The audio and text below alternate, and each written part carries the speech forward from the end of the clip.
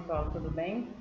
A aula de hoje a gente vai falar sobre sistema reprodutor.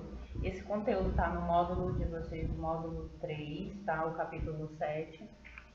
A gente vai estar falando sobre a importância da reprodução para os seres vivos, para os seres humanos. A gente vai falar também sobre meiose, qual é a relação entre meiose e reprodução. E vamos falar também de um pouquinho sobre puberdade.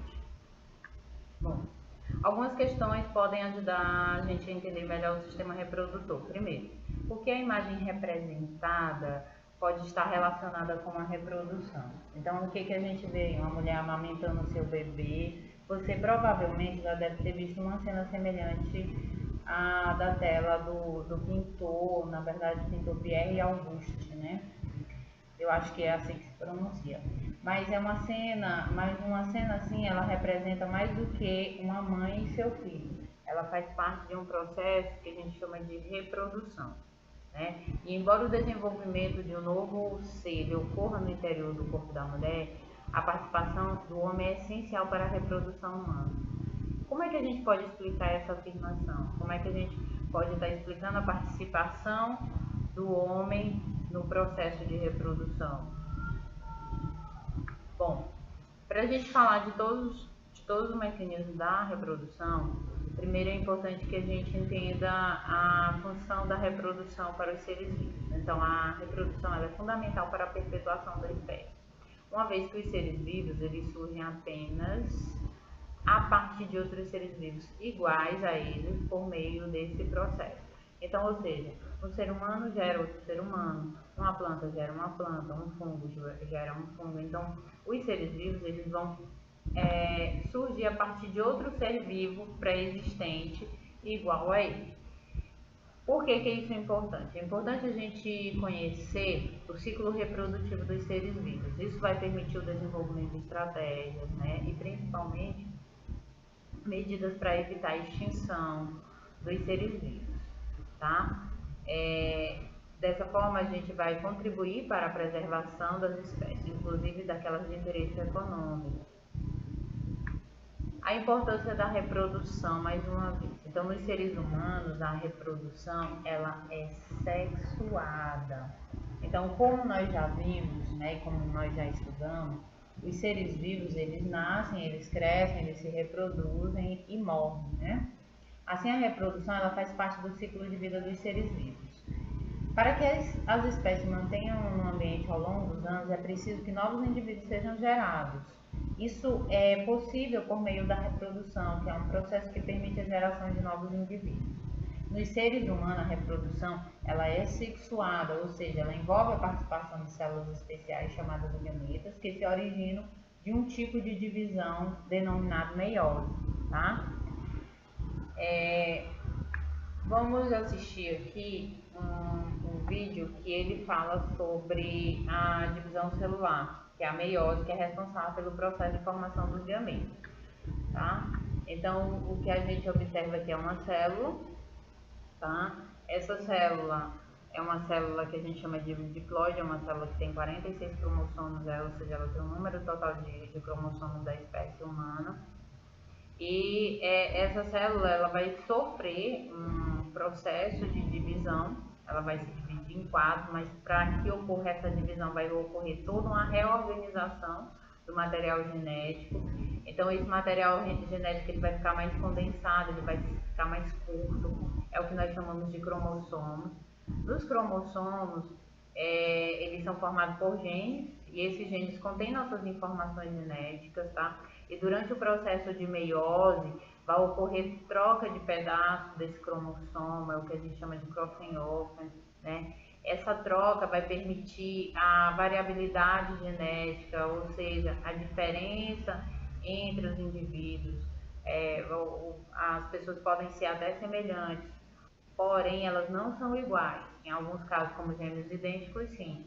Então, essa variabilidade genética é justamente por essa troca de material genético que ocorre durante a meiose, tá? Então, a gente observa aí a célula sofrendo sua primeira divisão e a gente observa também os cromossomos se direcionando para os polos da célula, tá? aí ela se dividiu em duas, é o que a gente chama meiose 1. Mal terminou a meiose 1, já se inicia o processo da meiose 2, tá?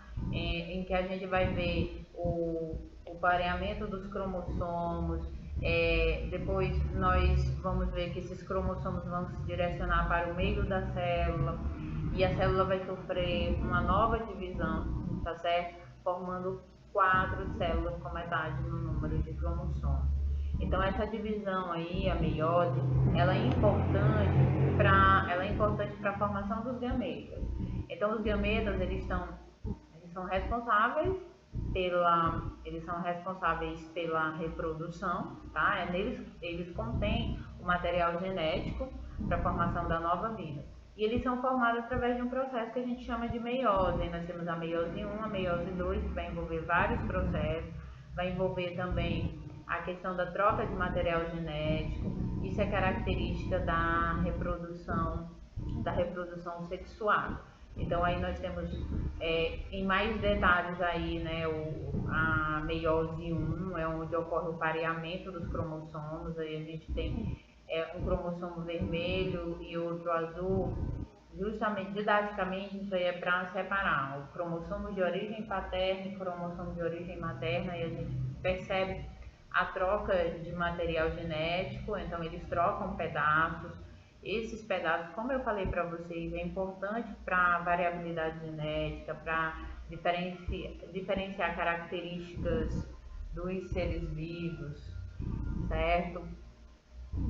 Logo em seguida a gente vê que esses cromossomos eles vão se direcionar, tá, pro meio da célula, depois eles vão ser puxados para os polos da célula para que ocorra a separação desses cromossomos. Então, a importância da meiose é que ela mantém constante o número total de cromossomos, ou seja, um indivíduo ele tem 46 cromossomos.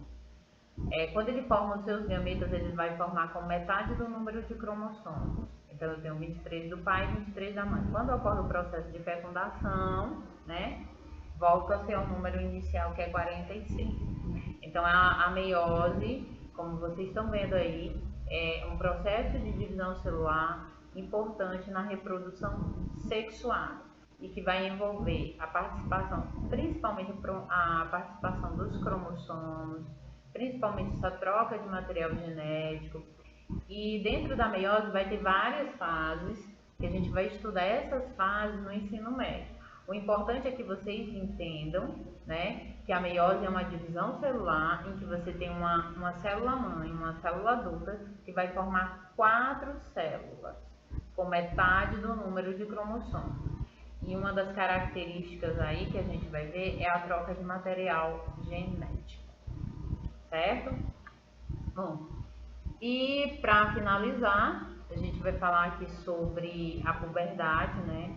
A puberdade, na verdade, o ser humano, assim como outros animais, não nasce, na verdade, ele não nasce com a capacidade de gerar um novo indivíduo. Para se reproduzir, o corpo do ser humano passa por mudanças ao longo da vida, que o preparam para a reprodução. E essas mudanças ocorrem principalmente durante uma fase que nós chamamos de puberdade. Então, a puberdade ela vai marcar as transformações físicas, né? A adolescência ela começa na puberdade, está relacionada pelas mudanças no comportamento, nos interesses pessoais, mas essas mudanças não acontecem ao mesmo tempo com os jovens. Cada um tem o seu ritmo próprio. Então, a puberdade ela ocorre aí entre a infância e a idade adulta e faz com que o jovem se ache desengonçado, braços e pernas crescem mais do que o corpo, a voz dos meninos sofre alterações de tom, nas meninas crescem as mamas. Além disso, a gente pode perceber também mais tarde, além disso, né, na mulher, além disso aparecem também as acnes, cravos e espinhas, tá bom? Na face e no tronco. Na mulher a puberdade ocorre entre os 9 e 13 anos de idade. Já nos meninos ela vai se manifestar mais tarde, no período de 11 a 15 anos, né? E a acne, ela surge devido à produção de glândulas sebáceas estimulada pelos hormônios típicos da adolescência. E a gente vai ver aí que esses hormônios, eles são importantes, tá? para essas alterações e para essas mudanças. Então, como a gente pode perceber, na verdade, a puberdade ela envolve tanto mudanças físicas quanto de comportamento e pensamento, tá? Enquanto crescemos, o nosso corpo ele vai passar por várias modificações, mas é durante a puberdade que elas são mais evidentes. As modificações físicas que acompanham a puberdade são causadas principalmente por alterações, como eu falei para vocês, alterações na produção dos hormônios sexuais.